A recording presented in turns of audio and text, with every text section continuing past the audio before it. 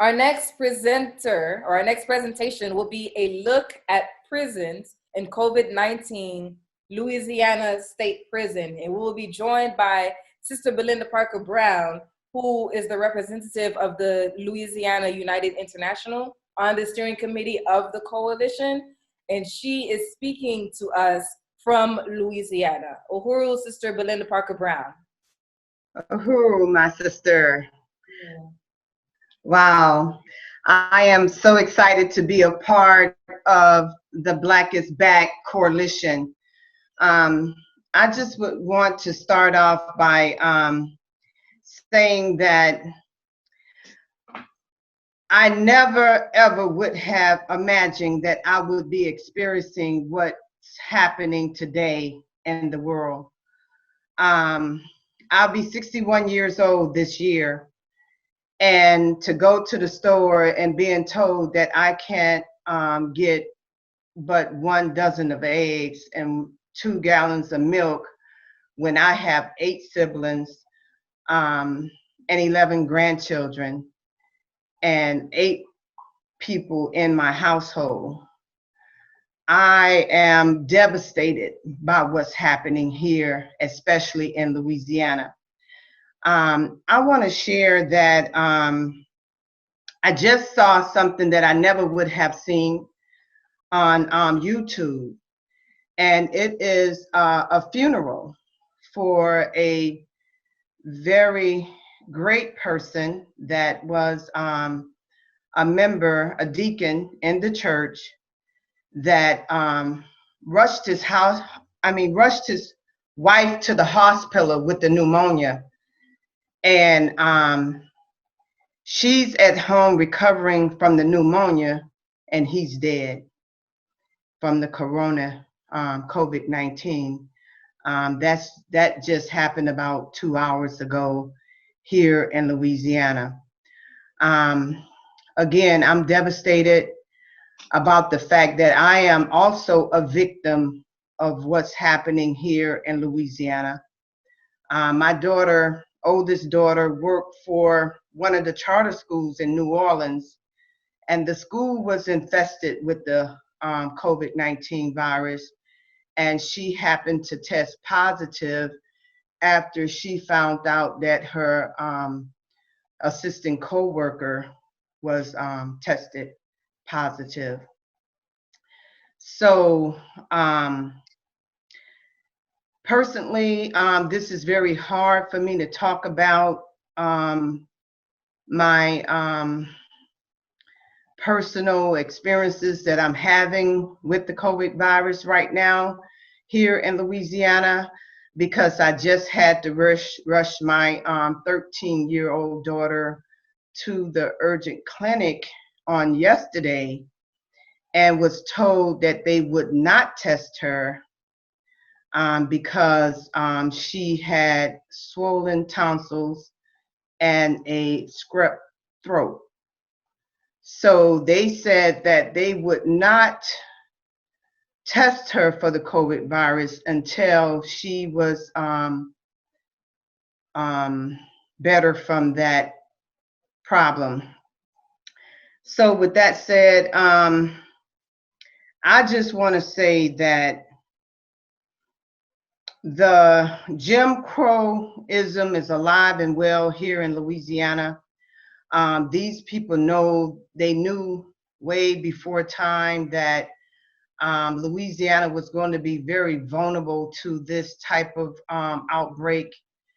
And they insisted on having the Mardi Gras and all of these festivities. I just got a text message saying that the people down here are still having crawfish balls and second lines, and maybe that's the reason why, that the Black people are spreading the disease. So whatever. But my point is that I am very, very disturbed about the fact that and I don't want to offend anybody, so please, bear with me, because I'm coming with a very, very sharp rebuke. You know, I'm with Louisiana United. You know, we are a powerful social justice organization that is very inspired by the Black is Back coalition to be a part of such a phenomenal movement. You know, we've been boots on the grounds, moving and shaking across the state of Louisiana, and inspired by you know, organizations such as, you know, anyone that have been fighting this battle for a very long time. So I salute those individuals, those comrades that have you know, put their life on the line to get the truth, the real truth about what's really been going on in this world, in this country especially. I salute those individuals, and you know who you are. If you're out there and you're listening, and I'm pretty sure I've been getting some text messages and some response about, you know, how much they're enjoying this webinar. But I have a sharp rebuke for those that have, you know, stood on the sidelines, and they have been gazing and watching, you know, people like myself and many others out here fighting for what is right when it comes to how wrong we have been as Black people in this country. And when we begin to expose this type of injustice and wrongdoing that's been taking place, especially in our criminal justice system, where it is a disgrace. You know, you have stood by the sidelines, you have partied and had all of your festivities and, you know, celebrations and this and that and the other, you know, while we are in this fight. But, you know, I got to share this because my family is very, you know, we're very engaged when we talk about, you know, coming together. And we always say, you know, sis, you know, bruh, we don't never do anything with each other. We don't never come together until somebody die. Okay, then here we go. Here we go. Everybody show up at the funeral. Everybody show up at the Passover. You know, we ain't seen each other in years and decades, some of us. So now we got the COVID-19, this deadly virus. Listen, people. Do it take people dying for us to unite and come together as Black people?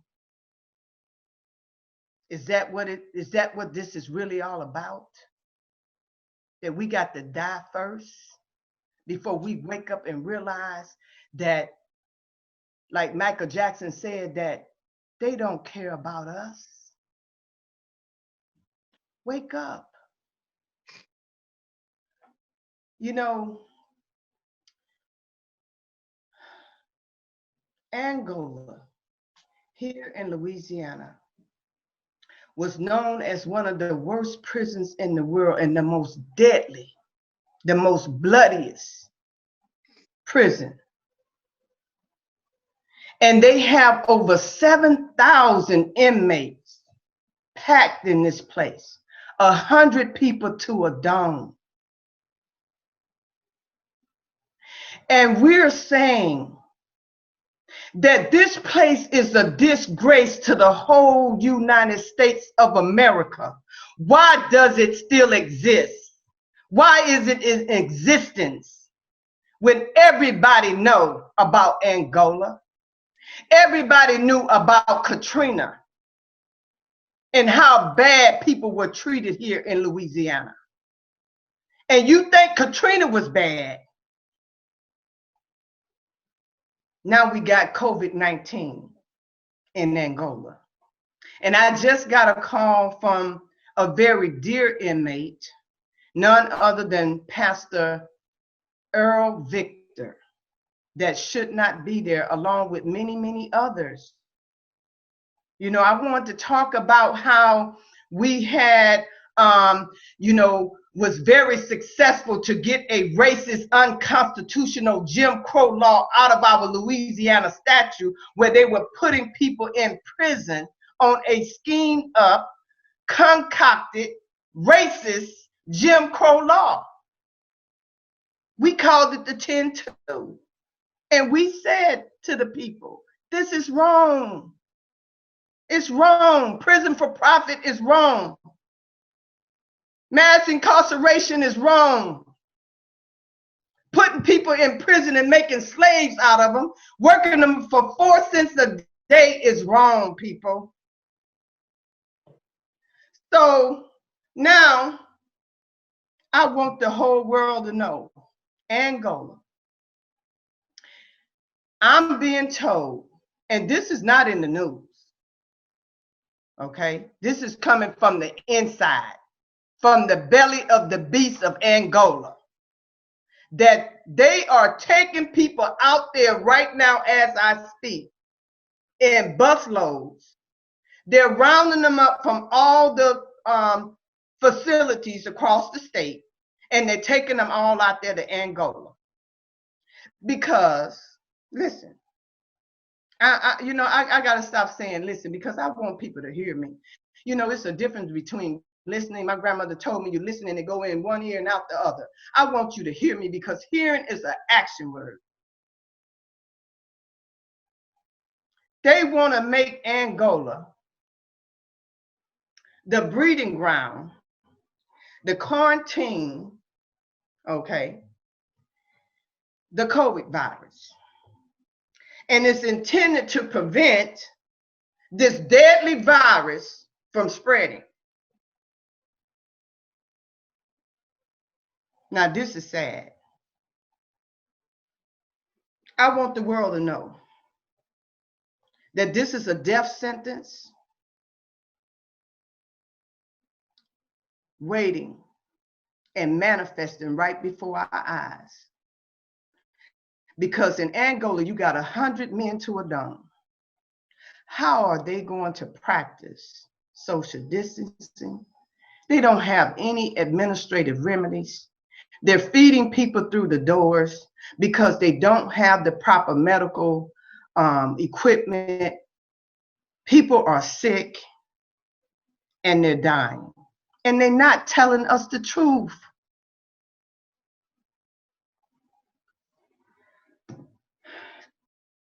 Okay, I got 4 minutes left.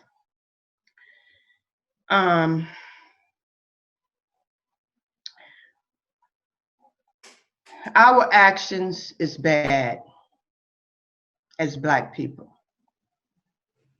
And I'm talking to all of our famous people out there, everybody that want to jump on board and say that,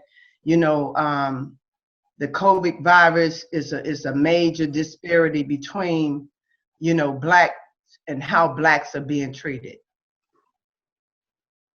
How we've been marginalized, with the COVID virus, this deadly, devastating virus. Yeah, but it just didn't start with the COVID virus. And the chairman spoke to that earlier. This been going on, people. We know as Black people, we have here in Louisiana, we've been known as having more people incarcerated per capita than anywhere else in the world. And they packed in there like sardines right now on top of each other to die.